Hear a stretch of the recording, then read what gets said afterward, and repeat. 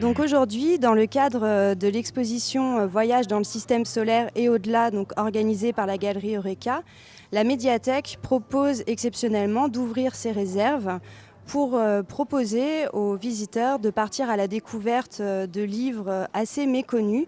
Ce sont des livres anciens qui sont habituellement cachés dans les réserves de la médiathèque et qui aujourd'hui exceptionnellement s'offrent au regard du public.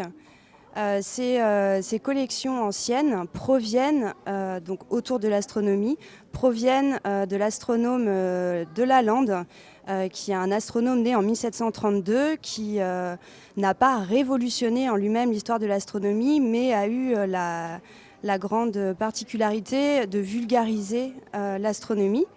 Et donc sa collection, qui est assez remarquable. Sa bibliothèque est assez exceptionnelle puisque Lalande a été en contact avec les grands astronomes et les grands savants du XVIIIe siècle, donc dans toute l'Europe.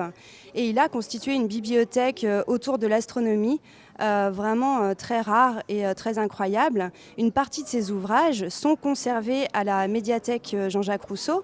Ils sont pour la plupart annotés de la main de Lalande.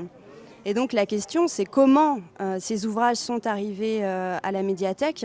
Ils sont parvenus jusqu'à nous par l'intermédiaire d'un autre astronome, ou devrais-je dire de deux autres astronomes. Le premier, c'est Delambre, qui a été un élève de Lalande et qui a acheté la bibliothèque de Lalande lors de sa mort.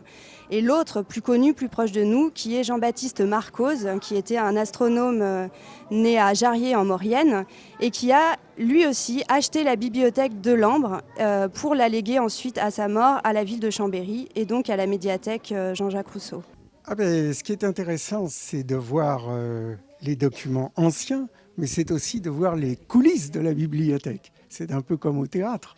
On voit la pièce, on voit les acteurs, mais les coulisses, c'est intéressant parce que c'est toute la partie qu'on ne voit jamais. Et là, c'est une occasion d'accéder à ce qui est réservé aux professionnels, de voir un peu les conditions dans lesquelles c'est conservé, mais aussi de voir des documents qui sont exceptionnels parce qu'ils sont chargés d'histoire, parce qu'ils sont chargés, on va dire, de la société, de leur époque, et d'un seul coup de remonter à notre époque, de remonter à notre présent.